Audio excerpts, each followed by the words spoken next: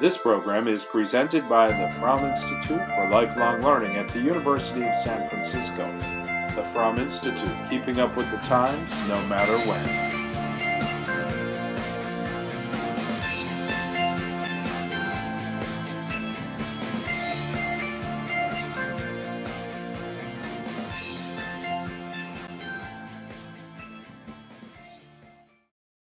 Okay, Alfredo, thank you. Hello, everyone. Welcome to Betrayal. I heard from some of you this week that this was an easier read than than No Man's Land. So I hope some of you found that. Although it's a complicated play to tease out. And an interesting one because it's so structurally surprising. So I think I'm going to let Pinter start us off today. And there's a little clip that I would like to share with you about how he first wrote the play. I've been telling you all along that with each of these plays, they seem to start from, an image, a single kind of visual moment that gripped Pinter and made him want to write. And in this case, it was two people, a man and a woman, at a pub having a drink, looking incredibly sad and just looking at each other in silence. And that image kept coming back to him, and he wondered who they were and what had happened. And that gave him the idea to start a play about an affair, but at the end of the affair, in fact, way after the affair is over, and work backwards. And so when he went on Charlie Rose in about, I don't know, 2000 or something, he talked about actually the origin story of this affair, because it's one of the only plays of Pinter that actually is very close to being based on his own life. And it's not about Antonia Fraser, which everybody suspected, because by the time this play premiered, which was November 1978, it was well known that Pinter had left his wife, Vivian Merchant, and fallen in love with Lady Antonia Fraser, and married her. And they were a big subject of paparazzi following them around everywhere and terrible tabloid press. Vivian Merchant was outraged and never sort of let it go. And there was a sort of barrage of stuff in the gossip columns. So everyone assumed Betrayal was about Pinter's affair with Antonia Fraser. In fact, that's not the case at all. It was about an affair he'd had in the 60s while he was married to Vivian, very early on, with Joan Bakewell, who was called, she was a television personality, famously called, whoops, sorry, is my screen bad?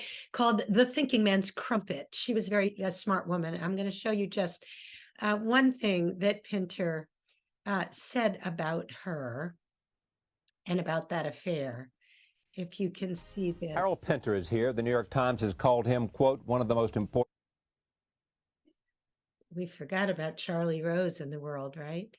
Okay. Back and work and work and work. I do write an entire draft, Yeah. but I never, and I do, and then I work and work and work, certainly. Yeah. But the principle of the draft, the gist of it, is the play, the first draft. The Betrayal. Tell me where that came from. Betrayal? Yeah. Well, I did actually have, that's the closest to my own life that as a play that I've written, in that I did have an affair with a woman in London years and years and years ago. Yeah. This is when I was in the 60s. And this affair did go on for about 7 years.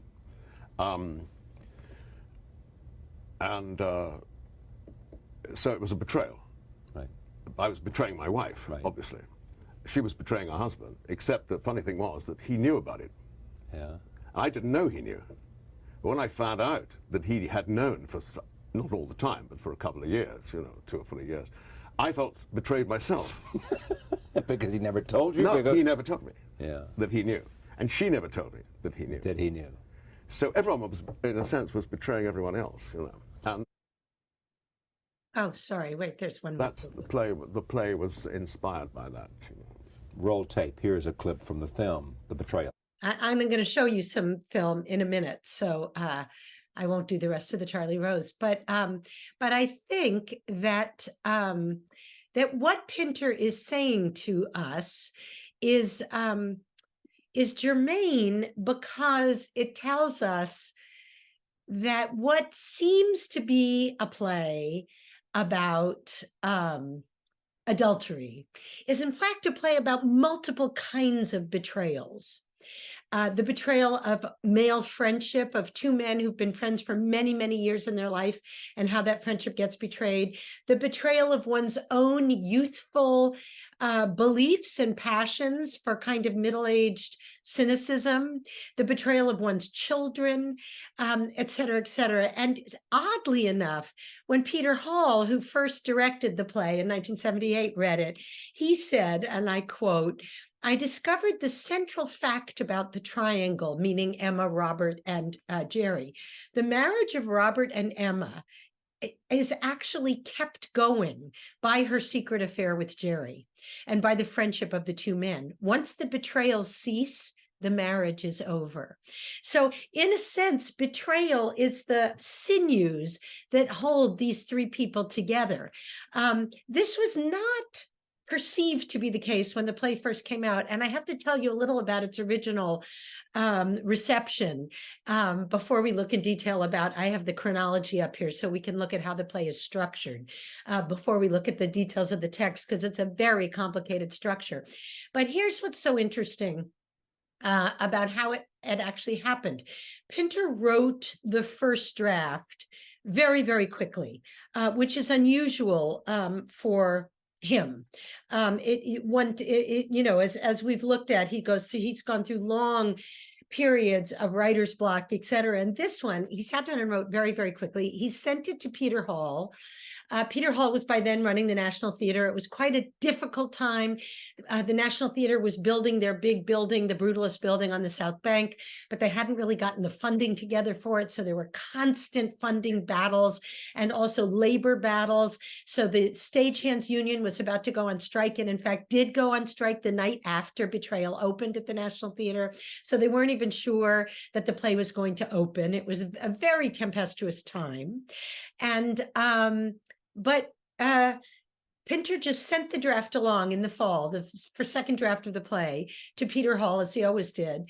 And Peter Hall was fascinated by it, but also sort of dismayed by it because his own marriage was falling apart and he thought it was so bleak.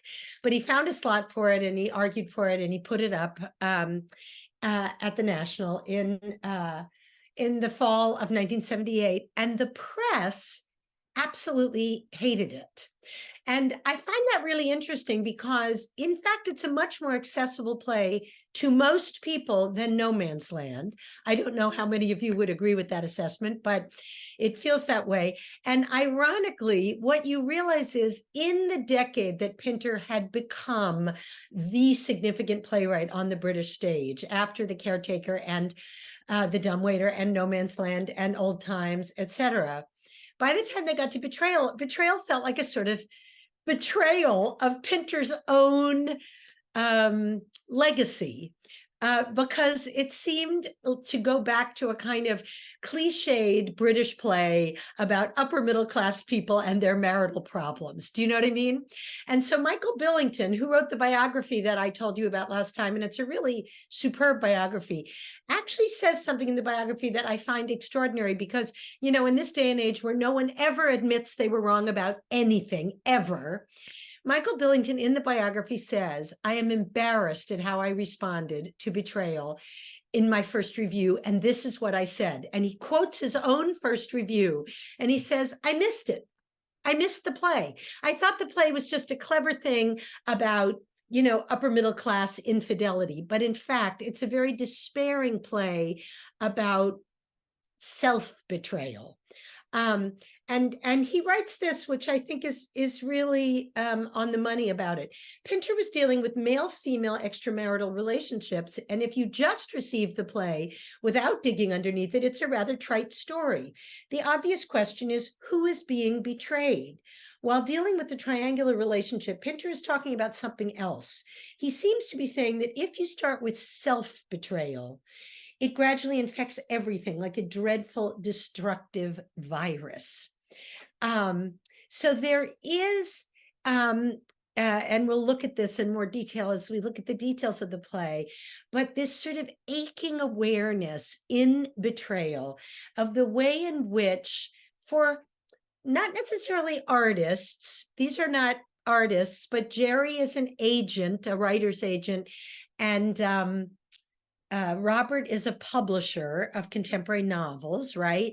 And then Emma ultimately runs a gallery for contemporary art. So these are art adjacent people, the kind of people who Pinter started to know once he met Antonia Fraser and went up in the world and left behind the East End of Hackney and his poor Jewish background, and indeed Vivian Merchant, his first wife, who died in penury of alcoholism. Terrible story, that great actress for whom he'd written a lot of his major roles. But you sort of find him as he enters, and we talked a little bit about this with No Man's Land, as he enters this successful period of his life, you find Pinter wrestling with a kind of panic or despair about what it means to be successful, the way in which your original ideals are necessarily betrayed or compromised in some way, the way in which money and fame or just the desire for a comfortable life intrude upon, your early enthusiasm. So Robert and Jerry have been friends since university. They really represent that kind of Oxbridge intellectual that Pinter never was. So you remember, Pinter didn't go to university. He said he never had the Latin. He never really qualified, nor did he really want to. He was excited about becoming an actor. But like Stoppard, I think that Pinter always, which is amazing to me because he was such a brilliant man, he always had a chip on his shoulder about not having gone to Oxford or Cambridge. And in fact, Tom Stoppard was the same, which is why Stoppard wrote so often, like in The Invention of Love or plays like that, or in The Real Thing, about people who had university experiences that were different from his own autodidactism and his own self-taught status. So in this case, Robert and Jerry went to Oxford and Cambridge, and they both were editors of literary magazines. So these were young men who were passionate about poetry. And what did they read? They read a lot of Yeats. So you remember that we talked last class when we did No Man's Land, we talked a lot about T.S. Eliot, a writer whom Pinter revered. But another writer whom Pinter revered and spent a great deal of time studying was the Irish writer W.B. Yeats. Great writer who wrote Easter 1917 and major poems about the uprisings, about the early troubles in the teens in Ireland, but who also was a playwright who investigated in the Catullin cycle Irish mythology and the sort of history of Gaelic storytelling within Irish culture. But Yeats was also the sort of ultimate poet of infidelity. And so that textual ghost of Yeats being invoked by two young men who were obsessed with his poetry, but also with his love affairs is really critical, I would say. That sort of running theme in Betrayal that we're going to find over and over again. Every time a betrayal happens, they go back and start talking about reading Yeats. And one thing that's important to know about Yeats is that he started a long affair very shortly after he had married and fallen in love. He started an affair with another woman. And this is well documented in all of his letters and things that Pinter went back to numerous times. Yeats's love letters to Maud Gunn, Gonne, who was his lover, are famous and extraordinary letters a month after he married Georgie Hyde Lees. So something in that betrayal, but also in the love these young men had for a literature that really was complex and meaningful to them and has since fallen away. And what are they focused on now? Kind of contemporary commercial novelists. Casey is the sort of Jonathan Lethem or Ben Lerner of that time, if you know who I mean, sort of well-written, well-received, but kind of slightly meretricious commercial writing. I'm sorry to say this if you love Ben Lerner, don't take it personally, but that kind of writing, and Casey keeps coming up over and over again as another locus of betrayal. Another writer who also leaves his wife and then writes novels about a novelist leaving his wife, and who in the end seems to be having an affair with Emma. So these are meta-theatrical tropes in this, by which I mean plays within plays within plays. Within the play are stories about writers who write about betrayal. And the very investment in these kind of writers is a betrayal of Robert and Jerry's early kind of youthful creative endeavors. So there are multiple betrayals going on all the time. There is also, as we've talked about, a kind of, I wouldn't say homoeroticism necessarily, but a profound look in this play at male friendship and the ways in which no matter what happens, a woman seems to come between the bond that links two men. And in a sense, you could say that Robert and Jerry's friendship is destroyed by the affair that Jerry has with Emma in a way that Emma is not, that Emma sort of survives victorious in some way, or self-possessed, self-contained, and is already off having an affair with the next man, while Robert and Jerry seem sort of decimated. And it's partly the loss of that friendship, that male friendship, that is a long-lasting literary friendship that has sustained them for years, even as they become these sort of parasitic literary middlemen, the two of them. But they seem kind of spiritually annihilated in some way, by the deceit that they've gone through, in a way that Emma isn't. She kind of adapts and survives. And indeed, Pinter said over and over again that Betrayal is about the 9-year relationship between two men who are best friends. And so they're linked by their desire for the same woman, but they're also in many ways destroyed by that desire. Now, Peter Hall said about the play when he was directing it that he thought it was a huge advance on Pinter's earlier writing, in part because he said Emma is the best women's part that Pinter had ever written. And he claims he thought that was the influence of Antonia Fraser. I'm not sure I agree with that. In fact, I am one of the naysayers who thinks that the whole marriage to Antonia was in some ways a detriment to Pinter's writing career, but I'm in the minority there. We can talk about that if you like. Anyway, Peter Hall said, up till now, meaning up till Betrayal, women have been neurotic enigmas, Mona Lisas who never quite reveal their secrets. I'm not sure I agree with him in that case about Ruth in The Homecoming, but anyway, now in Betrayal, Pinter has written an absolutely enchanting, vigorous, life-enhancing woman with a keen appetite for life, a marvelous sense of humor, and little sense of morality. And that's a very interesting question, right? Because if you think about, there are so many betrayals, but leading the betrayals in the play seem to be Emma, right? Emma is the one who has the affair with Jerry, does not tell her husband, Robert, even when he finds the letter, and we're going to look at that scene in Venice, until finally she realizes that Robert knows that Jerry, having written the letter to Emma in Venice, is having an affair with her. She then tells Robert, we're lovers, but she doesn't stop the affair. And in the scene following the Venice scene, when she goes back to the love affair with Jerry in the flat in Kilburn, and we wait with bated breath for her to say, Robert knows that we're having an affair, she doesn't. She completely lies. And, Jerry says, how was it? How was it? Did you go to Torcello? No. Why? Because the speedboats weren't running, which we know is a lie. So she continually withholds that information. And the play becomes who knew what, when, about what. But Emma is kind of the initiator of the duplicity in a strange way. So that gives her a great deal of power in the play. And it makes her, I think, definitely a morally ambiguous character. On the other hand, so are the two men. So we can't put the blame on her. I mean, that's what's so interesting. And it's also so fascinating that the more deceit happens, the more they lie to each other, the less successful either the marriage or the affair becomes.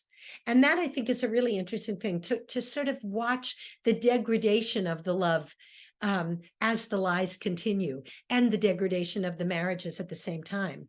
Now, one of the things one always needs to look at in any play is who are the offstage characters, because the mark of a great playwright is the characters that aren't on stage are as vivid and kind of three-dimensional in some sense as the characters who are on stage. And there are many really important offstage characters. And the first is Judith. So Judith is Jerry's wife, right? And what do we know about Judith? She's a doctor. She does night shifts at the hospital. And after a while, we're never sure whether those are really night shifts or time to go off and see her own lover. It becomes clear that she has an admirer, says Jerry, who takes her out for dinner, and Jerry finds it irritating because he doesn't know what's going on. And you think, what right has he to know? And Emma teases him and says, well, you have an admirer, me. So Judith is the mother of his two children, Sam and forget the name of the other child. She constantly comes up in the play.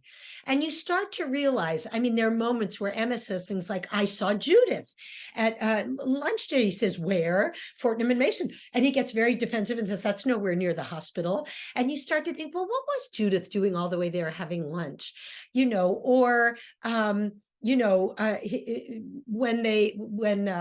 Robert asked Jerry, did Judith come along to X or Y place? And he'll say, no, she was busy. She was at the hospital. And you start to realize that Judith has a very busy other life that probably involves her own complicated romantic relationships with other people. And so that tells you a sort of strange question, which is anybody who's off stage guilt-free? And then the other interesting offstage character whom I'm fascinated about is Casey. So Casey is this novelist that Jerry has discovered as an agent and sold to Robert. So Robert and Jerry are complicit in Casey's success. They take him around, they go to writers' events, they publish him, they promote him, they write his press releases, they redline his novels, et cetera, et cetera, et cetera. When Jerry goes to America on that long trip, and Emma's sort of furious that he's leaving, it's because he's taking Casey to do a movie deal. It starts with Emma saying that she doesn't like Casey's work and she thinks it's dishonest, which goes with betrayal and infidelity. And then she starts to very much like the novels. And when she's reading the novel, she says the theme is betrayal. So it's and then you find out, at the end, or it seems to be true, Robert says, I believe my wife is having an affair with Casey. So he's another of these offstage characters that becomes incredibly present in the triangle of the three. Slowly it demands the audience's attention to sort of try and figure out what each of their relationship is to Casey and what that tells you. The other offstage characters that are really important are the children. Now, I don't know if any of you had a chance to watch the film. So there is a quite brilliant, I think, David Jones film from 1983 of Betrayal. And it's the only one of Pinter's plays that actually has a proper film version. This is not the play. It's not like watching The Caretaker or The Homecoming, the play version, or No Man's Land, just filmed for television. This is a film. And so if you've watched it, or if you watch it after this, there are odd things about it, such as that in the last quarter of it, there are a bunch of scenes that are added that aren't in the play, which try to show you the progression of the affair in the first year of the affair. So if you'll remember, the play as we have it in the text ends, the last scene is the scene where the affair begins. But in between scenes 8 and 9 in the play, the filmmaker, David Jones, inserted a bunch of scenes to sort of show you how the betrayal started, where, you know, Emma goes to Jerry's house at night and they get to be alone at the house because Judith is away with the children, but the phone rings and it's Judith. Or Emma is sitting at home having cheese on toast with her daughter Charlotte, and the phone rings and she runs out of the room thinking it's going to be Jerry, and her daughter comes and follows and says, who was on the phone? So the point of those interstitial scenes that are not in the play is to carry forward the children. And Pinter was very pleased about this and said he liked the idea that the children got younger as the movie went on, right? Because it starts with the children, you know, at the age they are, sort of at the end of the narrative. Charlotte is in her teens. And the first time you see Charlotte in the last scene, she's a little girl of maybe 2 or 3 walking through the party. And they say, hello, what's your name? And she says, Charlotte, this little girl. So I think one of the things, you know, that Pinter was acutely aware of, because because of his son Daniel, and Antonia had, I believe, 6 children. I'm not sure that's right, but she has a lot of children, very Catholic, that, you know, he realized that the collateral damage of any adultery are the children, and that he starts to imply that the children are central to these cross currents, and that the children probably always knew. But the children are also the emblem. Do you remember when we talked about No Man's Land, about the sort of exquisite obsession with the past, with memory that may never have happened? Or in Old Times, when she says, I bring the past to mind, and as I bring it forward, I remember things that may never have happened. So Jerry, even in the very first scene of the play, is obsessed with one of those ur-text golden memories, which is that he stood in the kitchen surrounded by Emma and her children, and Robert and Jerry and Judith and their children, and he picked Charlotte up and threw her up into the air and caught her. And somehow, and Emma immediately, when she hears that memory, corrects him because he got it wrong. And she says, it wasn't your kitchen, it was my kitchen. So even there, Pinter is dealing again with the complete unreliability of memory and the way that memory can be weaponized. And that, you know, this love affair is sort of doomed because even the most perfect memory they have is not really shared. It's wrong. They have different views on the same memory. But it's a really interesting thing that the golden memory that keeps coming back is not the memory of the first time they made love or the first time that they met, or the wedding or anything like that. It's the memory of standing with both families, and he picked up the child and threw her in the air. And so children are going to be absolutely central to this story, even though in the play, the children obviously never appear. So in the film, they had the opportunity to,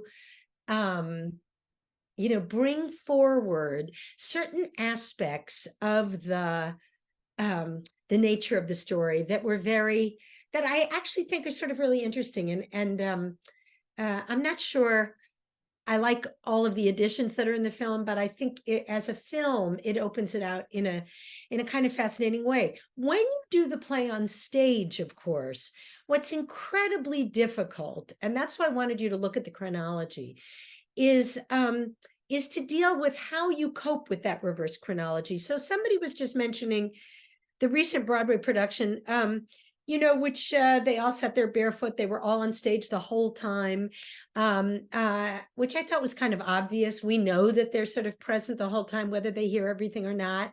But it saved one set of problems, which is how do you design the play? And how do you make clear to the audience this very complicated chronology? Because in a sense, in the play, the characters are like ghosts, right? Who have already lived out their lives, and now they're doomed to repeat it. And the audience is totally complicit in the unwinding of that story, right? Sort of the knowledge, bringing the knowledge of future events to bear on each of the present tense scenes. And I think it's actually why the play works so brilliantly on stage. So remember, it has no intermission.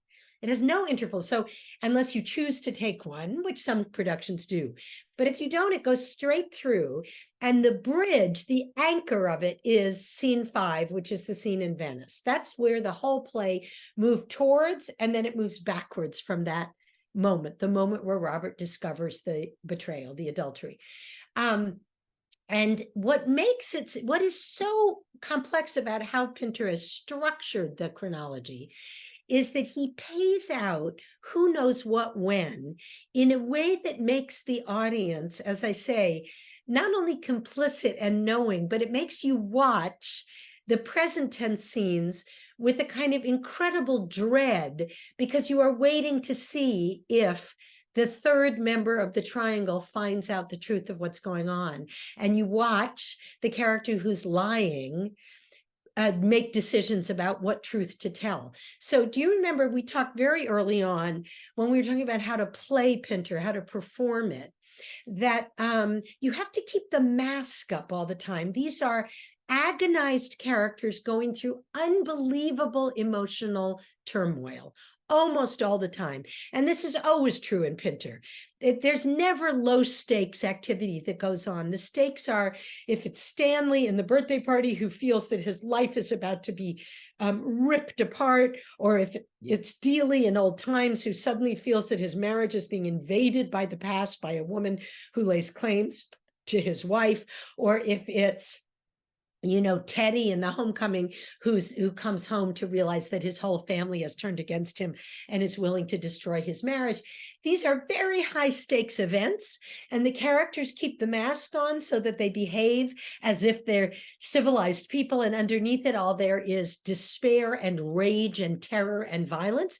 And every once in a while the mask falls and you see what's really at stake. So it's very hard, particularly in a play like this, to know how to play it. You need actors with enormous emotional range, but who also know what it looks like and feels like to kind of keep the game going of not revealing too much. Larry's asking where you can access the movie. It's on YouTube. Just type in Betrayal, the movie, and you can get it for free. It's not a great taping of it, but it's certainly adequate. I'm going to show you a little bit of it in a minute, and you're going to sort of, and you'll get the idea of kind of how the movie functions. Anyway, so I just wanted to read you something about the original production and how hard it is to design before we start talking about the play itself. And I'm going to show you some scenes from the film. When Peter Hall first started working on it, he wrote this in his diaries. And here's another book that I highly recommend to you if you want one of the best books of theater gossip ever written. It's The Diaries of Peter Hall, who was the great British director who died about 8 years ago. And he was the founder of the National Theatre, but he was also the first director of Beckett and Pinter in London and many, many, many other plays. So he wrote a diary of every single day at the National Theatre, rehearsals, playwright processes, money fights, political battles, etc. And this is what he said about designing the first production of Betrayal. The set for Betrayal is huge, composite, and no good. But John Burry, who was the designer, got angry with me and bear-like thwacked his thighs and said the play was undesignable. The playwright hadn't thought of the directors and designers' difficulties, and were he and I just supposed to do his work for him? So we talked again about the play, that it concerned memory and time, and the images should have mistiness, whiteness, and be of the past. He went away to think, and in a few hours had designed a beautiful set, which solves the play entirely from my point of view. It's like a sundial, but with everything opaque, light, and specific. And a revolve gently brings new segments into place. It is a triumph. You don't need time to have ideas. You just need to have ideas. So I thought that was really interesting. And one way this play has been solved over and over again in production is with a turntable or a revolve. Which makes things easier, right? Because if you have a turntable, you can set one setting up behind walls and have it ready for when it comes around the next time. It's what Tom Stoppard and Trevor Nunn did for Rock and Roll, the first production of Rock and Roll in London. And the thing about a turntable, the Lehman trilogy did this, it can get very wearying after a while because it's kind of predictable and you keep knowing it's going to go around. So in the first production of Betrayal, I think it actually worked quite beautifully from what I understand. I never saw it.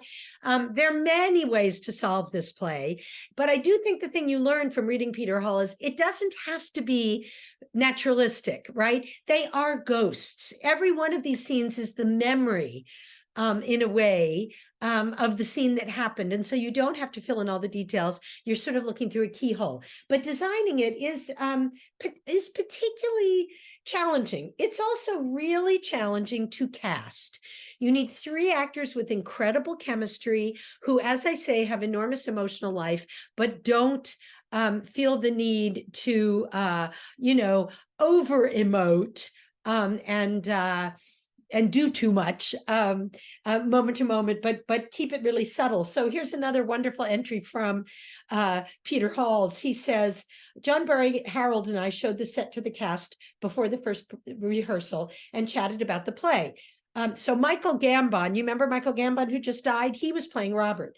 Michael Gambon was all actor taking refuge behind a non-comprehension, which certainly isn't true. Michael Gambon always said, I don't understand any of it, and then he was very brilliant. Daniel Massey, who was playing Jerry, was all intellectual, wondering whether he should go and spend a day in a publisher's office to understand the world inhabited by the character he plays, which baffled Harold. It's all in the play, Harold said. Now, you remember I talked about when we did the birthday party, this question about whether actors should go do their own psychological homework and their own character building before they come onto the stage to play the roles. And as Harold Pinter's plays became more naturalistic, sort of starting with old times, and particularly this play, plays about real people with real professions, that question keeps coming up again. Do you do the kind of psychological research and homework that you would do for another kind of contemporary play? So does he have to go study being a publisher?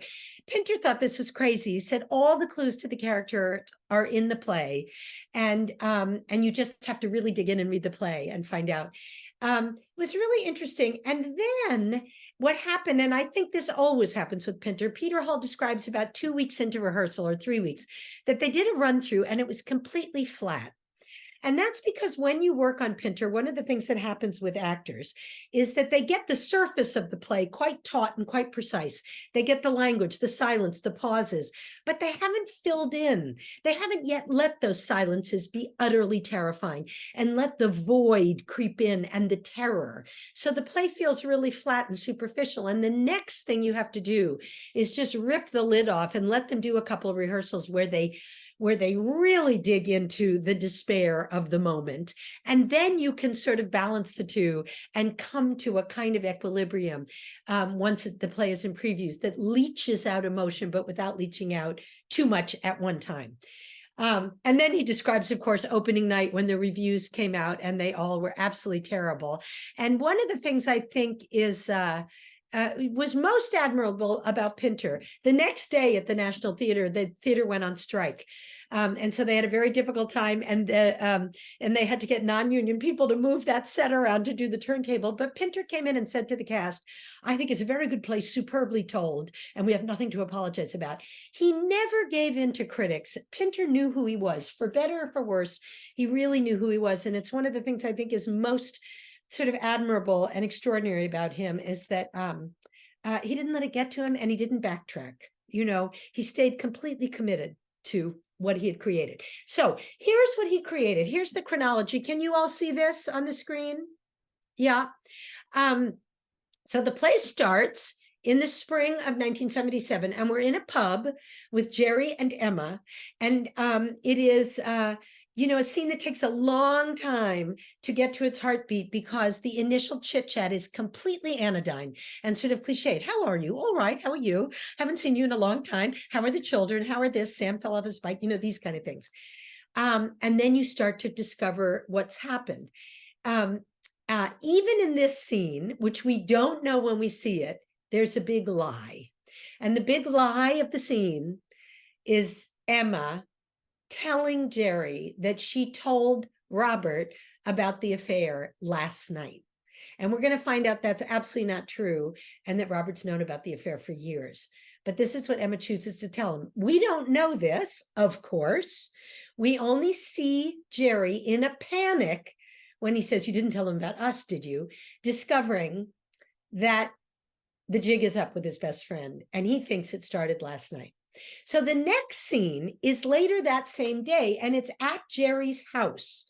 And notice, if you watch the film, how wonderful the set dressing is. These are little things, but if you look, for instance, right now at my bookshelf, if you just look at this as a set, the books are sort of standing straight up. There are a few that are lined up, but it looks like a kind of relatively well-ordered bookshelf, right?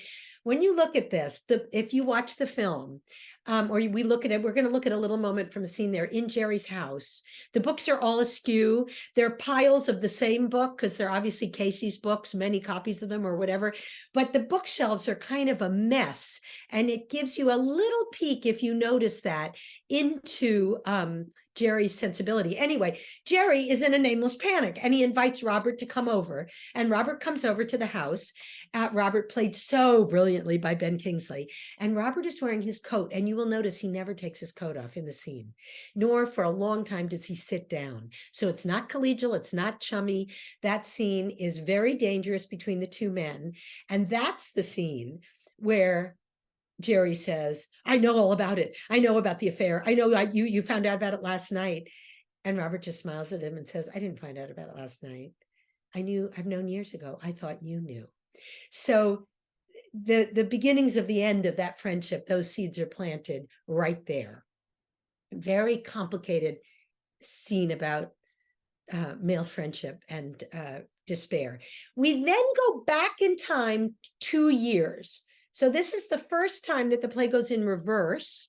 And we go to the winter of 1975, to this beautiful, incredibly bleak scene at the flat in Kilburn, where Jerry and Emma have come on a Thursday afternoon, because by now she's running the gallery. So the only day she's free is Thursday afternoon. And they come to be together in the flat, but it's a very unhappy scene. And you realize they haven't been together for a very long time. And in the scene, they end up breaking up. It's the last time they're going to be together. It has the most famous line in the play, the double negative, when he says, "I don't think we don't love each other."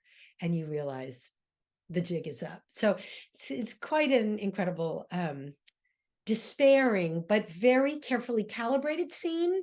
And if you watch it or read it carefully, there's so much in the scene about not showing their despair, Emma not showing her grief, really. And she says in the most chipper way she can, "I think we're making absolutely the right decision." And it's very businesslike, the scene where they decide they're going to sell the flat back to Mrs. Banks, who, by the way, makes a cameo in the film, the woman who owns the flat, but not in the play. And they deal with the business matters and everything. And then you realize she's about to fall apart when she can't get the key off the keychain. It's such a telling and exquisitely wrought moment that Pinter gives you. And he has to take the key off, and you see that she's really suffering. And in fact, I think one of the only real missteps in the movie is that it shows her then getting in the car and weeping. And you don't need that at all. It's completely redundant, in my opinion, because the key scene tells you exactly what she's feeling without having to show it so literally. Okay, so that's 1975. We go back in time. And then scene 4 is this very strange scene, which happens at Robert and Emma's house. And Emma is upstairs putting Ned to bed. Now, remember I told you that the offstage characters were going to be sort of incredibly important, critical, sort of moral templates for the play. Ned is the contested child.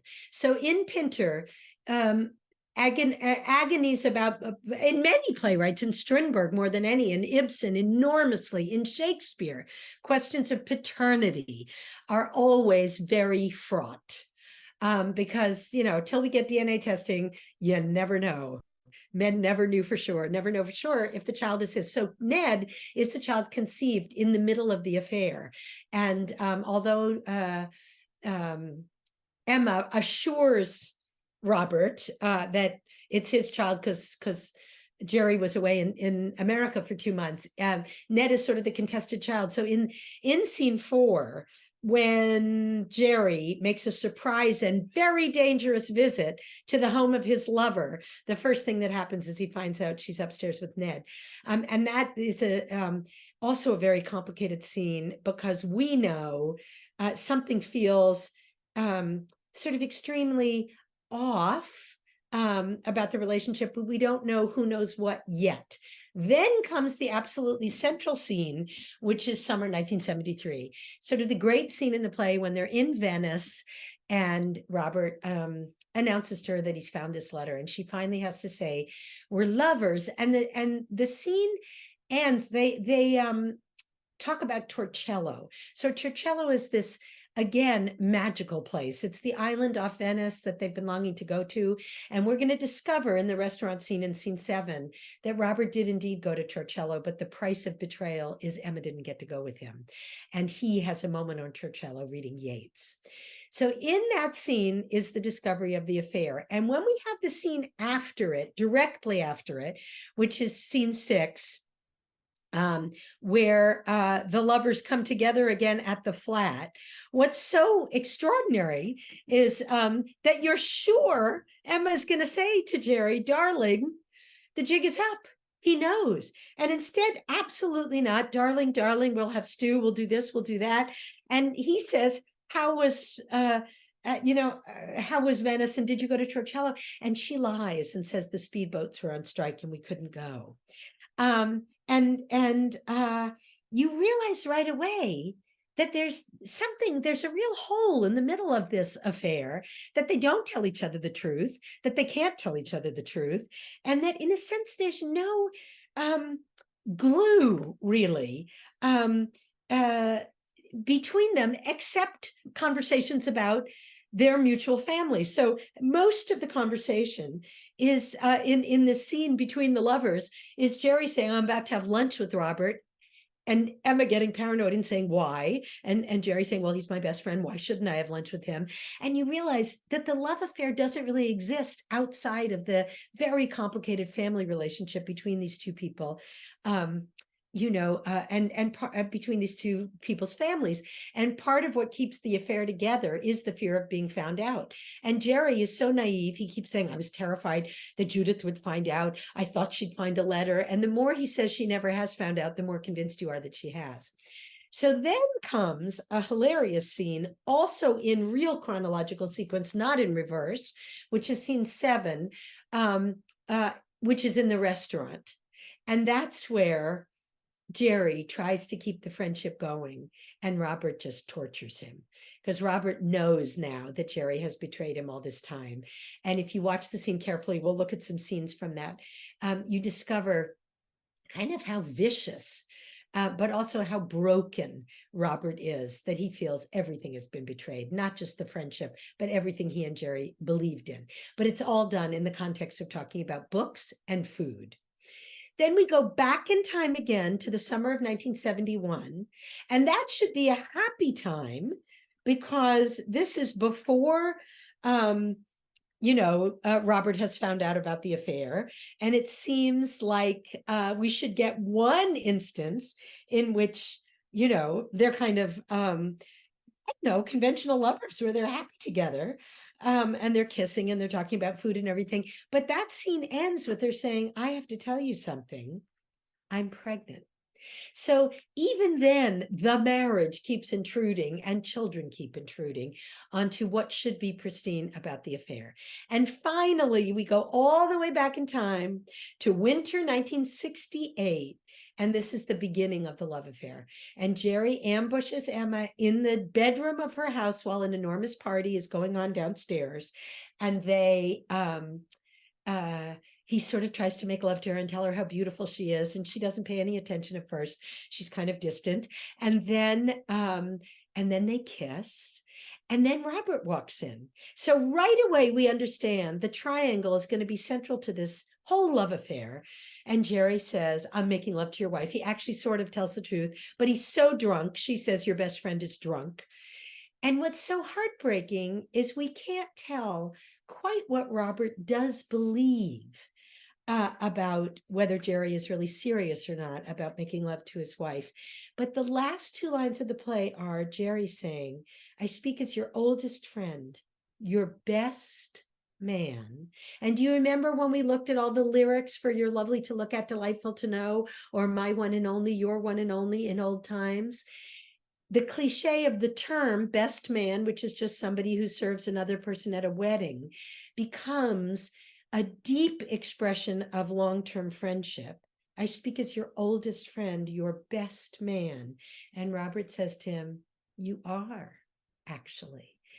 And what we see in that moment is that that belief is going to completely disintegrate and the friendship will be over. So, you know, we end in what should be a quite joyful place at the beginning of affair, but which is also quite a bleak affair and complicated affair. So that's the structure. And however you decide to produce the play, and there are many ways to design and cast this play, you need to somehow figure out a way to make clear what the chronology is. It's usually projected onto the back wall. It even is in the film. The film will have titles saying 1 year later, 6 months earlier, that kind of thing. In the film, it's more possible to show them getting younger. So she starts with her hair up and she looks much older sitting in the pub. And by the time you go back to 1968, she has a kind of 60s long hairstyle and she's wearing a sort of 60s frock. It's much harder to do that on stage. You don't quite have the time to change things up so much. So again, the less literal it is, the better. But I think you're kind of off the hook no matter what, as you do this play as a director and actors, because as I say, it's kind of a ghost story. And we're allowed to, in a way, imagine, and the scenes should start bleeding into one into the other, because that way, you know, as they as we get to know it better as the play goes along, we also can hold the past in our mind. So it's okay even if you don't really change scenery and you remember the scene that came before as you move forward. So I'd love to look in a little bit more detail at the actual text. And you can pull it out if you have it. But before we do that, why don't we take our 5-minute stretch? I'll do my stop share for a moment so that we can start clean with the text and go straight through. So it's 1:51. So come back at 1:56, something like that, a little before 2, and then we'll keep going. Okay, Alfredo? Sounds good. Thanks, Carrie. Okay. See you soon. And so we can, this is what the film looks like. So which I'm sure, I know there's been a lot of chat back and forth about how to find it, but easily findable on YouTube. So, and I'll show you a couple of clips now, so don't worry, you'll get a little glimpse of it. It starts, as I say, in the pub, and one of the things we've come to recognize now about Pinter, but I don't think we should ever take it for granted, is how distilled and seemingly ordinary the language is. But it's so if you fill this first scene with emotion, on the surface it feels like just kind of vacant, cliched talk. Well, how are you? All right. You look well. Well, I'm not all that well, really. Why? What's the matter? Hangover. Cheers. How are you? I'm fine. Just like old times. And you think, and what it is two people with everything in the world to say to each other, saying nothing, just circling the drain with kind of language that isn't really connected to anything they're feeling because they don't know how to even begin. And it's they try to ascertain, how long it's been, and they keep going back to that same question. How are you? How's it going? When did you last see Robert? When did you last see Judith? Things about their family. And she finally says, ever think of me? And Jerry says, I don't need to think of you. And she says, oh, and then he just repeats it with the emphasis, I don't need to think of you. And for a moment, you get this kind of ripple effect where you think, oh, he still got her in his blood. And then he recovers. Anyway, I'm all right. How are you? Fine, really. All right. You're looking very pretty. And you go back to that superficial chit chat because it's such a true thing of how people really behave. They don't know how to get to the kind of meat of what the conversation wants to be.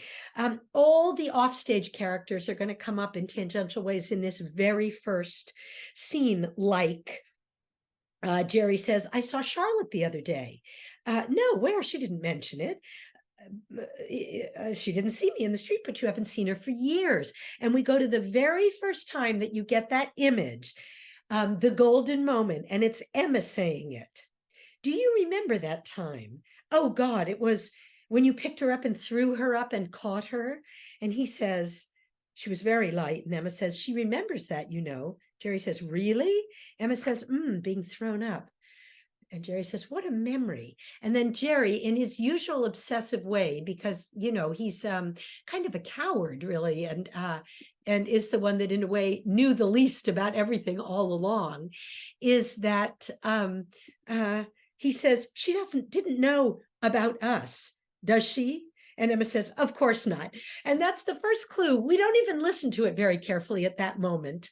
But when you think back to this scene, and you have to think back because the play in its reverse chronology makes you keep going back over and over again to the end and to the beginning. And this is why, by the way, somebody asked, could you do it in straight ahead chronology? No, absolutely not. That's the genius of the play. The play is making you watch the effects of betrayal on the behavior of people after the betrayal happens. So you need to know the end in order to see the impact of what happened sooner. In rehearsal, you can rehearse it if you want in some kind of order so that you actually can remember what happens next. But in a way, even that is a lie, because even for us, the past of these characters is mediated through when we actually experience them on stage. In other words, we want to, you know, we only can put things together as we put them together. So when we hear about Charlotte in the beginning, did she know? Of course not. We don't think anything of it. And then later we start to think, why does Charlotte remember that event? Why does she remember Jerry? What is it that she remembers? I love this question right now, since Robert was also having affairs. Is there an inference that one was with Judith? There's nothing to tell you that. The only thing we know about Judith is she seems to be having an affair with the doctor, but we don't know at all. Robert doesn't seem, A, the least bit guilty about his affairs, and B, interested in any way in sharing with us who they're with. So he's sort of the most enigmatic. It's quite interesting. And even in this first memory in scene 1, Jerry says, I remember everyone was there that day standing around, your husband, my wife, all the kids. I remember. She says, what day? And he says, when I threw her up, it was in your kitchen. And Emma says, it was in your kitchen. So already the theme of reversal of the past and people having different memories of the same magical event are really important. He goes off to get a drink at the pub. He comes back. The reason that's important is later he's going to say, I never knew Robert was having affairs. I was the one who left at the pub and went to have, do you know what he means by the pip, pip, pip phone calls? Those are in the old days in England where you picked up a call box, picked up the phone, dialed the number, and then you'd hear beep, beep, beep, beep, beep, and you'd push the money in to connect the call. So the pip, pip, pip phone calls are his symbol of betrayal, and it was him doing it at the bar. So you almost wonder when he goes off to get another drink, you think, is he making a phone call? But you don't think that at the time. Anyway, then comes the moment, all the other betrayals start to come out. And in this scene, Jerry says very casually, I hear you're seeing a bit of Casey. What? Casey, I just heard you were ... seeing a bit of them. Emma says, where did you hear that? And Jerry says, oh, people talking. And Emma says, Christ. And Jerry says, the funny thing was that the only thing I really felt was irritation. I mean, irritation that nobody gossiped that way about us in the old days. And right away, Emma says, I wonder if everyone knew all the time. So that plants in the audience's mind this question of the whole affair and who knew what, and Jerry's amazing myopia and naivete when he says, don't be silly, we were brilliant. No, nobody knew. Anyway, what do you mean about Casey? So he wants to know everything, but he assumes in this very naive way that nobody has figured out anything all those years about their affair. And finally, there's a very, sort of awful, sad end of the scene where she says, I phoned you this morning, that's all because we're old friends. I've been up all night. The whole thing's finished. And suddenly I felt that I wanted to see you. And you wonder why. And she says, do you remember? I mean, you do remember. And you start to think that she's wondering, did our affair even happen? If nobody remembers it, or nobody remembers it the way it happened, you know, did any of it really happen? And how do you know who's lying about what? And absolutely, somebody just asked, we don't know whether Robert's covering his ass by saying he's had affairs the whole time, or whether he really did. We'll never really know. When trust is broken, it can never really be repaired. So your antennae are always out. And then here's the moment where she tells the lie about what happened last night. And I just wanted you to watch this be played, because I Here on think too, though, it's lost innocence that concerns. it's really a complicated scene to know exactly how to play. Pip telephone calls in any pub I was with him in. Okay. Sorry. Here. That's the funny thing. When did he tell you this? Last night. I think we were up all night. You talked all night? Yes. Oh, yes. I didn't come into it, did I? What? I just phoned you this morning, you know, that's all. Because we're old friends. I've been up all night, the whole thing's finished. I suddenly felt I wanted to see you. Well, look, I'm happy to see you. I am. I'm sorry. About... Do you remember? I mean, you do remember. I remember. And that, wait, I just want to comment on that one thing. That's a really tricky line to play. Jeremy Irons makes the choice to play it dismissively. And the reason I think he makes that choice is because what is in his mind is, am I going to be complicit now? And am I in trouble with Robert? You could equally play that line that he looks at her and says, I remember. And what's foremost in his mind is the love that he had for Emma. So that's an example of an actor choice that's actually quite You elusive. didn't tell Robert about me last night, did you? I had to.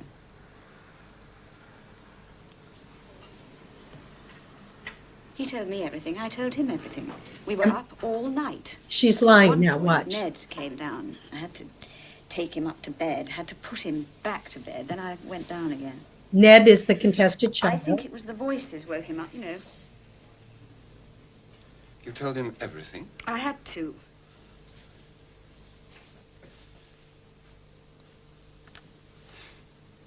You told him everything about us? I had to. Watch her lie. But he's my oldest friend. I mean, I picked his own daughter up in my own arms and threw her up and caught her in my own kitchen. And he watched me do it. It doesn't matter. It's all gone. Is it? What has? It's all over. And that's the end of that scene. So we believe what we see, what we hear, or we think we believe it, which is that last night the discovery happened and Emma told Robert all about the affair with Jerry. And what Jeremy Irons is playing, and you really can see in a way how feckless Jerry is, that the thing that's really on his mind is, am I in trouble? Not, oh, I feel heartsick about their marriage or about what happened with Robert or anything, but what am I going to do? And that leads him right into scene 2. And the action of scene 2 is Jerry trying to find out from Robert what he really thinks about the betrayal. And it's a very funny and quite complicated scene because Robert is actually not particularly interested in talking about it clearly. You know, you know, he finally says, oh, for God's sake, what exactly do you want to say? And Jerry says, I don't know why she told you. I don't know how she could tell you. I just don't understand. Listen, and you know, he's in a panic. And Robert finally says, she didn't tell me last night. Jerry says, what do you mean? I know about last night. She told me about it. You were up all night, weren't you? Robert says, that's correct. And Jerry says, and she told you last night about her and me, did she not? And Robert says, no, she didn't. She didn't tell me about you and her last night. She told me about you and her 4 years ago. So she didn't have to tell me again last night because I knew. And she knew I knew because she told me herself 4 years ago. And that's a beautiful example right after that, where there's this fantastic, where silence is marked. And there's just this long silence where the bottom drops out for Jerry. And he has to work retrospectively to think about how that's possible. How, you know, and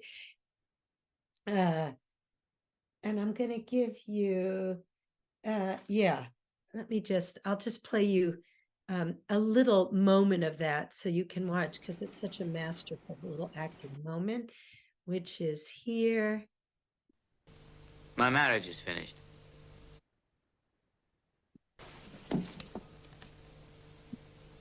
Why didn't you tell me?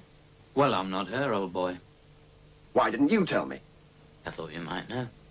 But you didn't know for certain, did you? You didn't know. No? Then why didn't you tell me? Tell you what? That you knew, you bastard. Oh, don't call me a bastard, Jerry.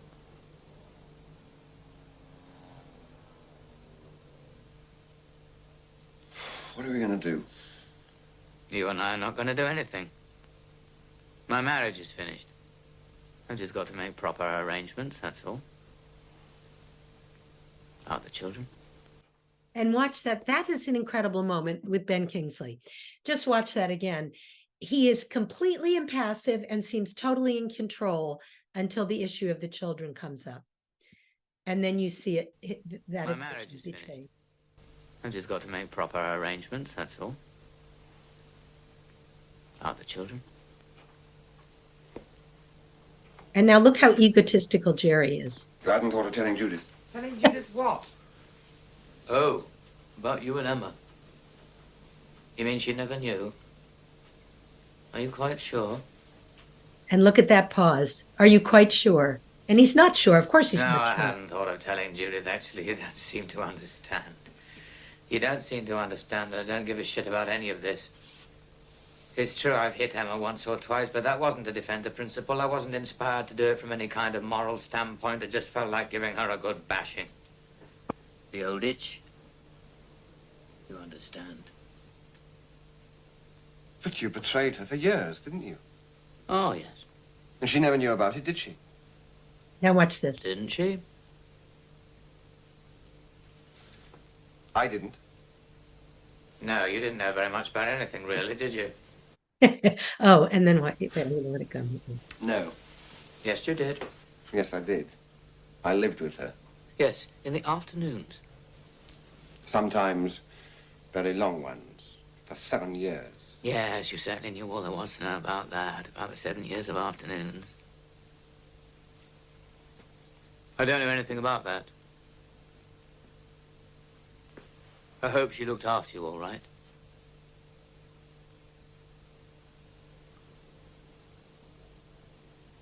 We used to like each other.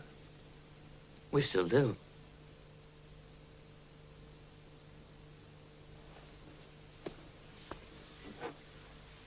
I bumped into old Casey the other day.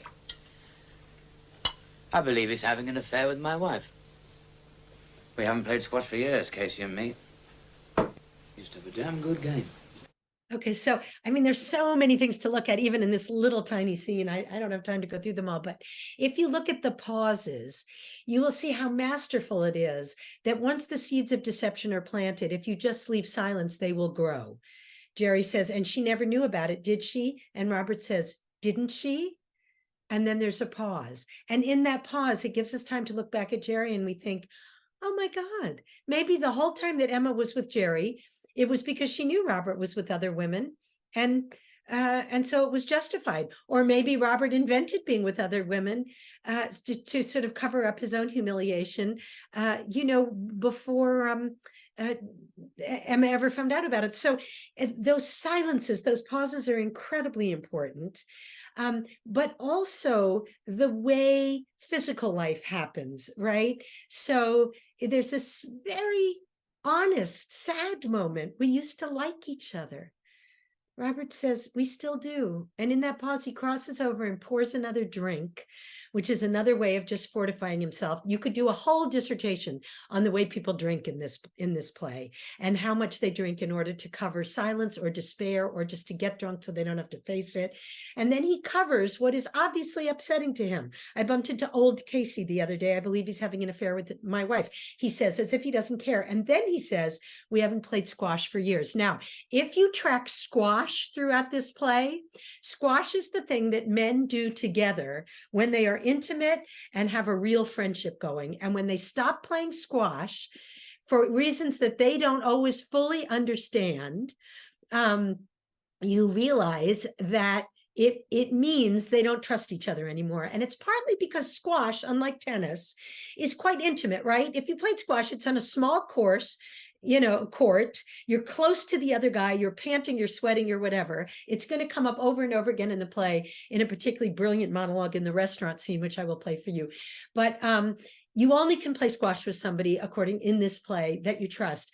And suddenly, when he says, we haven't played squash for a long time, it's perfect code for we don't trust each other anymore. One of us is betraying the other, and therefore we can't actually have a game. You can only have a real game with somebody that you trust. So it gets sort of more and more. It goes back into their past and rewrites things that they really cared about. And Robert says, have you read any good books lately? Jerry says, I've been reading Yeats. Robert says, Yeats, yes. Jerry says, you read Yeats on Torcello once. We don't know about this. We don't know why or what happened. Jerry says, do you remember years ago? And so he obviously really remembers that. And Robert says, so I did. I told you that. Yes. And then it ends in total trivia. Where are you going this summer? You and the family, the Lake District. Just as if it's two people who hardly know each other talking about their holidays. But a lot of the seeds are planted in really interesting ways. Okay, now we're going to go back in time, right? And we're going to go to scene 3, which is the breakup scene. So it's our first reverse cliche. Again, it's this wonderful despairing scene where they can't get to the heart of what they really want to talk about, and they're both grieving the end of the relationship, and so they talk around in cliches and circles. I have a family, you have a family, what do we want to do? No point being here. She keeps trying, I do think, to push for a confrontation that he is too, what do I want to say, confrontation avoidant to talk about. She's actually very honest about it, and he doesn't want to deal with it. He doesn't want to know. The children theme keeps coming up again. He keeps saying there are no children here, so it's not the same kind of home, and all of that. And they don't have in any way a satisfying breakup. The biggest thing they have about we don't love each other anymore is that double negative when she says, you didn't ever see it as a house, as a home in any sense, did you? She wants to understand, did he care about it at one time? Did he ever really love her? And he says, no, I saw it as a flat, And she says, for fucking. And he says, no, for loving.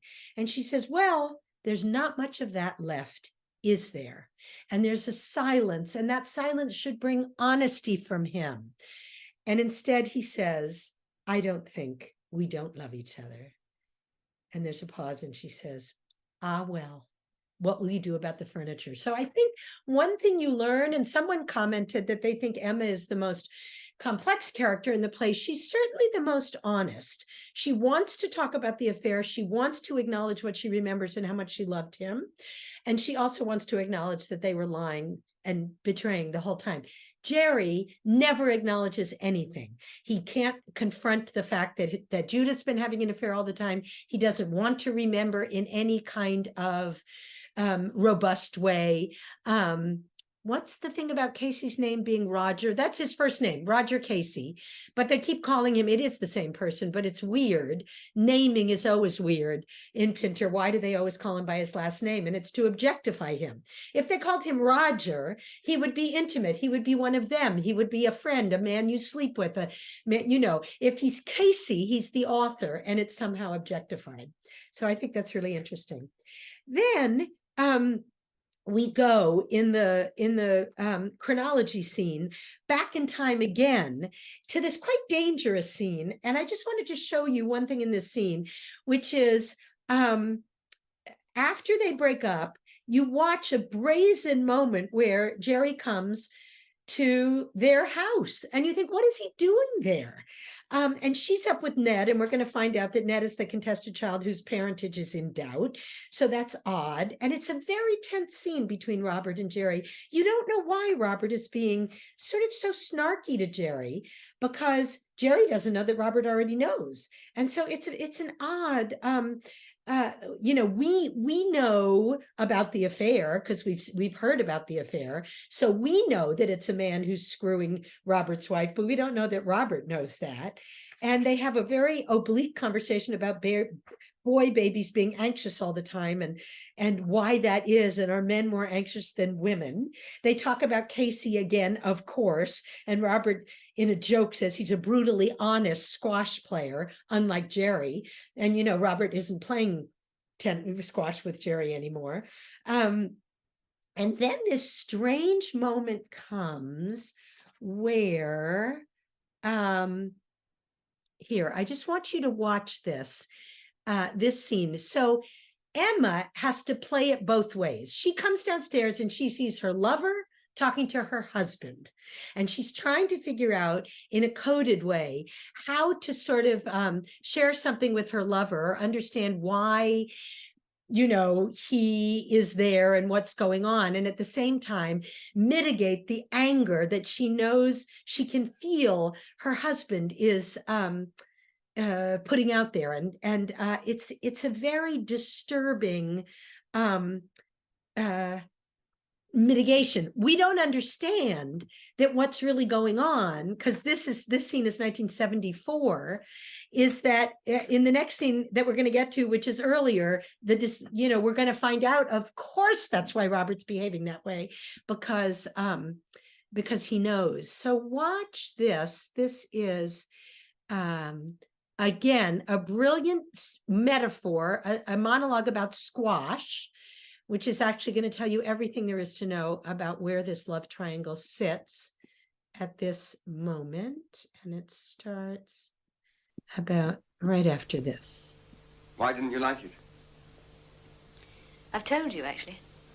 I think it's the best thing he's written. Maybe the best thing he's written, but it's still bloody dishonest. So Dishonest? Casey In is what way dishonest. I've told you, actually.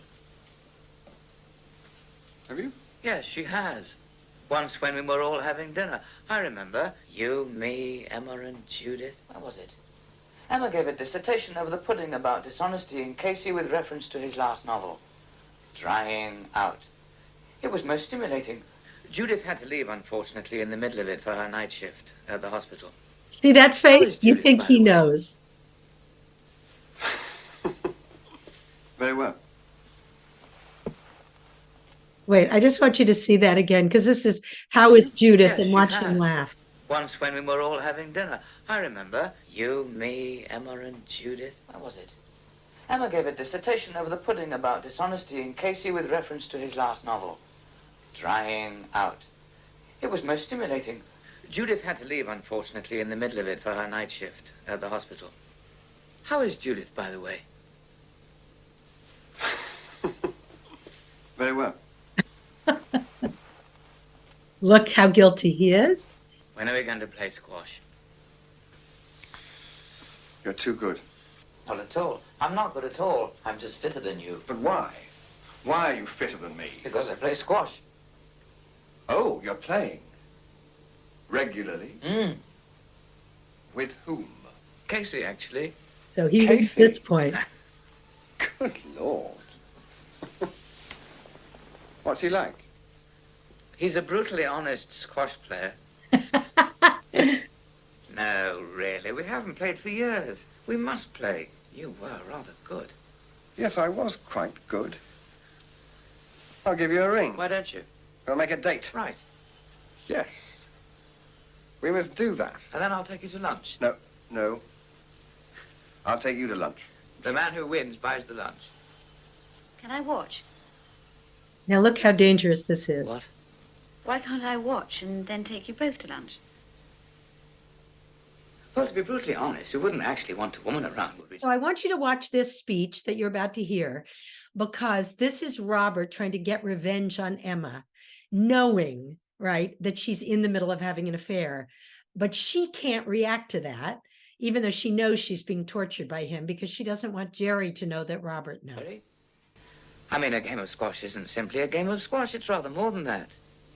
You see, first there's the game, and then there's the shower, and then there's the pint, and then there's lunch. After all, you've been at it, you've had your battle. What you want is your pint and your lunch. You really don't want a woman buying you lunch. You don't actually want a woman within a mile of the place, any of the places, really. You don't want her in the squash court. You don't want her in the shower, or the pub, or the restaurant. You see, at lunch, you want to talk about squash, or cricket, or books, or even women with your friend, and be able to warm to your theme without fear of improper interruption. That's what it's all about. What do you think, Jerry? I haven't played squash for years. Well, So it's just such a brilliantly coded attack. He makes it completely clear to Emma that he's not going to let her off the hook.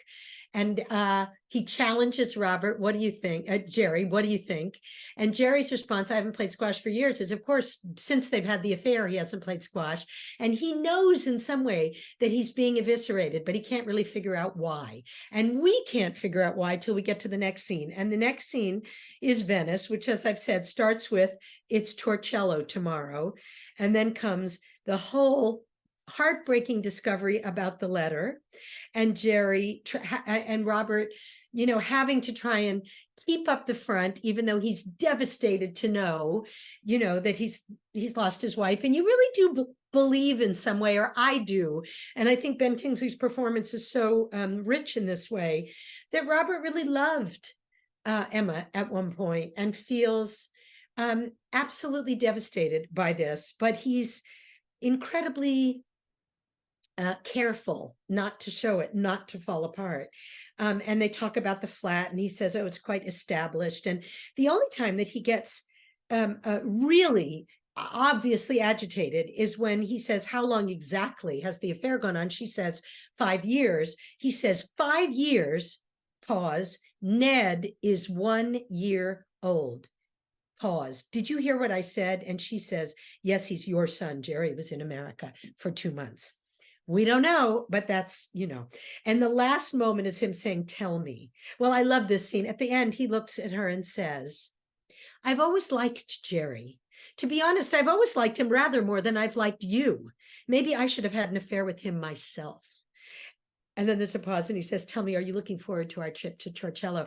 I think that's so telling that he isn't going to let her have the satisfaction of his own despair. In fact, he's going to start claiming Jerry as his own. And what she starts to realize, and that's going to come up in the next scene, scene 6, when they're back in London, darling, and she lies to him and refuses to tell him that Robert knows, is that scene is her jealousy that Jerry's about to have lunch with Robert, and that friendship has continued. And she realizes she hasn't had the ability to tear it apart. And maybe that friendship actually has somehow more validity and more history, more weight than her affair with Jerry or her marriage. So it's a very sort of bitter scene that then leads to really my favorite scene of the play, in the restaurant. So it's the two men, and it's you know, they're agreed to lunch, even though they haven't played squash.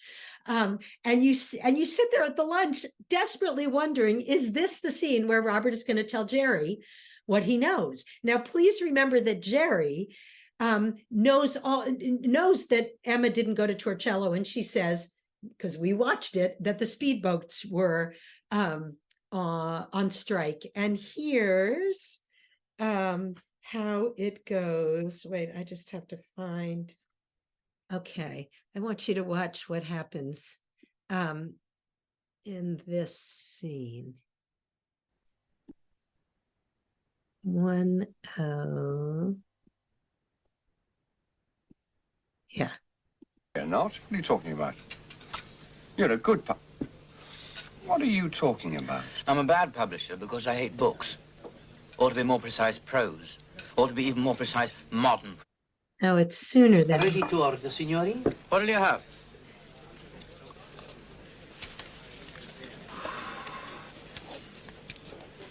I have meloni and piccata al limone with green salad. Insalata verde. I'll have prosciutto and melone, fried scampi and spinach, E spinaci. and a bottle of Corvo Bianco. Sorry, I was right the first time. Forgive me. I want you to see two things here. I want you to see how You much like it yourself, do you? Robert has betrayed his own love of literature, the history of what he really cared about. And then I want you to see what happens when the Torcello thing is brought up. And Jerry starts to realize that he's been lied to. I do. And it's very successful? It is. Tell me, do you think that makes me a publisher of unique critical judgment or a foolish publisher? A foolish publisher. I agree with you. I'm a very foolish publisher. No, you're not. What are you talking about? You're a good What are you talking about? I'm a bad publisher because I hate books. Or to be more precise, prose. Or to be even more precise, modern prose. I mean, modern novels. First novels and second novels. All that promise and sensibility it falls upon me to judge, to put the firm's money on and then to push for the third novel, see it done, see the dust jacket done, see the dinner for the National Literary Editors done, see the signing in Hansard's done, see the lucky author cook himself to death, all in the name of literature. You know what you and Emma have in common? You love literature. I mean, you love modern prose literature. I mean, you love the new novel by the new Casey or Spinks. It gives you both a thrill. So Robert knows something is very wrong. You must be pissed. Really? Meaning You mean drunk. you don't think it gives Emma a thrill? How do I know? She's your wife. Yes. Yes. Yes, you're quite right. I shouldn't have to consult you. I shouldn't have to consult anyone. I'd like some more wine. Yes, yes. Wait up. Another bottle of Corvo Bianco. And where's our lunch? This place is going to pot. Mind you, it's worse in Venice. I really don't give a shit for her. I'm not drunk. You can't get drunk on Corvo Bianco. Corvo bianco. Same glass. Where's our lunch? It comes. I'll pour. Now listen to this. He's finally honest. Oh, I'm sorry. Have another drink. I'll tell you what it is. It's just that I can't bear being back in London. I was happy. Such a rare thing. Not in Venice, I don't mean that. I mean on Torcello. When I walked about Torcello in the early morning alone, I was happy. I wanted to stay there forever.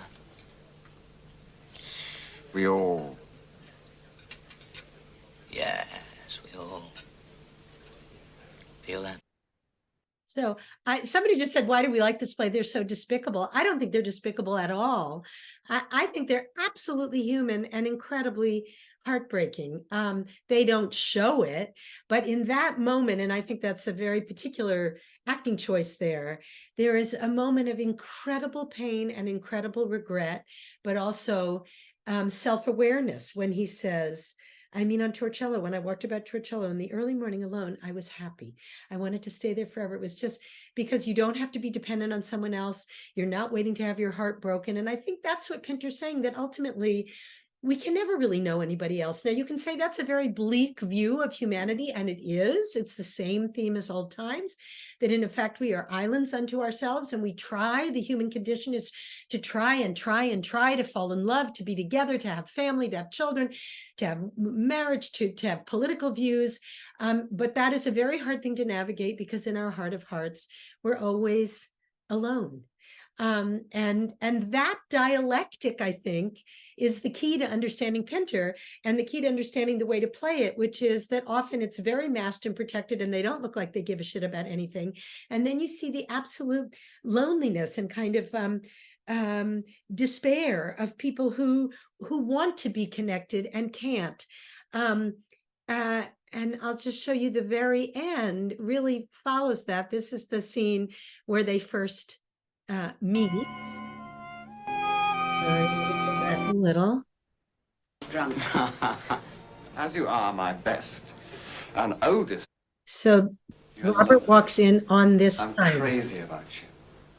All these words I'm saying, don't you see they've never been said before? Can't you see? I'm crazy about you. It's a whirlwind. Have you ever been to the Sahara Desert? Listen to me, it's true, listen. You overwhelm me, you're so lovely. I'm not. And she knows You're it. so beautiful, look at the way you look at me. I'm not looking at you. Look at the way you're looking at me. I can't wait for you.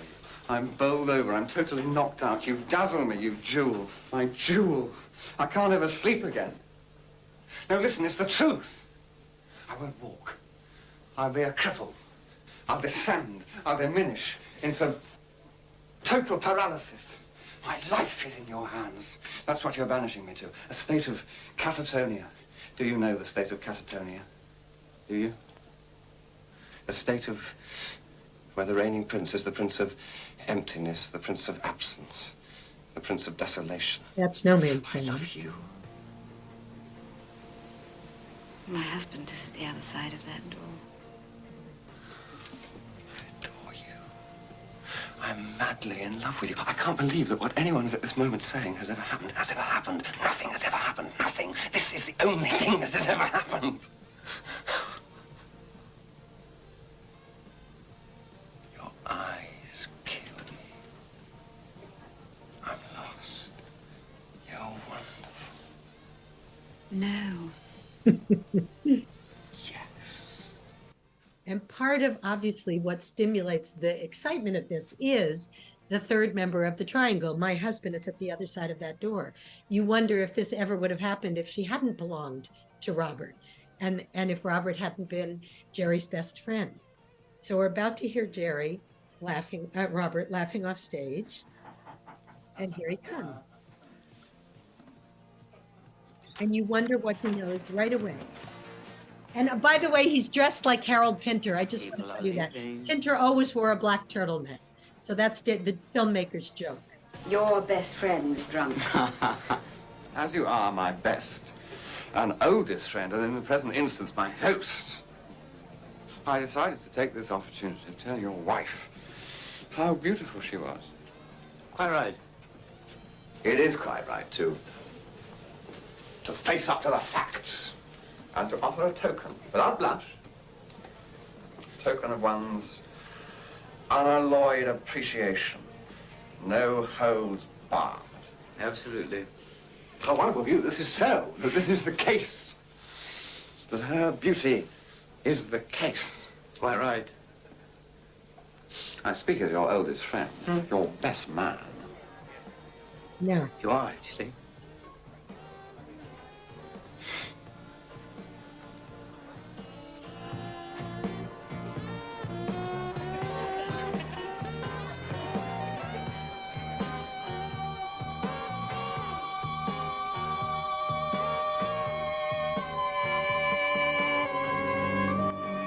And then it ends where you see how deliberately you see the two wedding rings.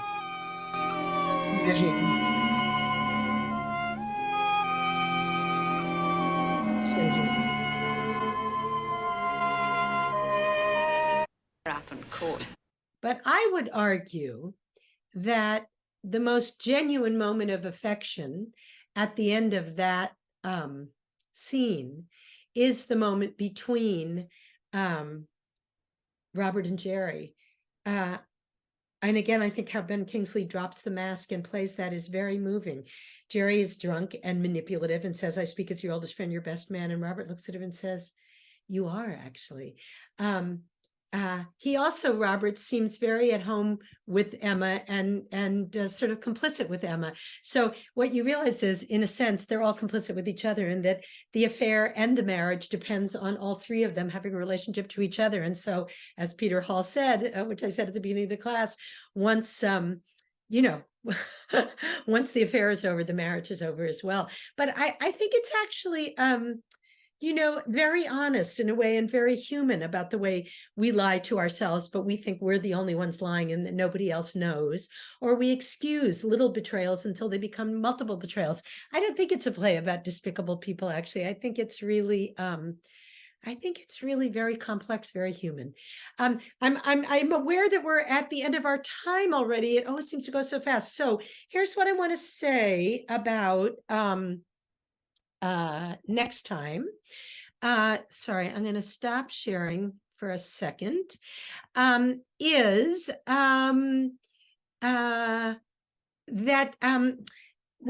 last two plays we're going to do are the one act, The Room, which is the first play he ever wrote before the birthday party, and Celebration, which is his kind of last play that we did together on a double bill at ACT, really at 9/11. And I'm going to tell you about that experience of working in 2001 on those two plays right at the moment that 9/11 happened, because they're kind of complementary plays that are done together, and really interesting and quite brutal one acts.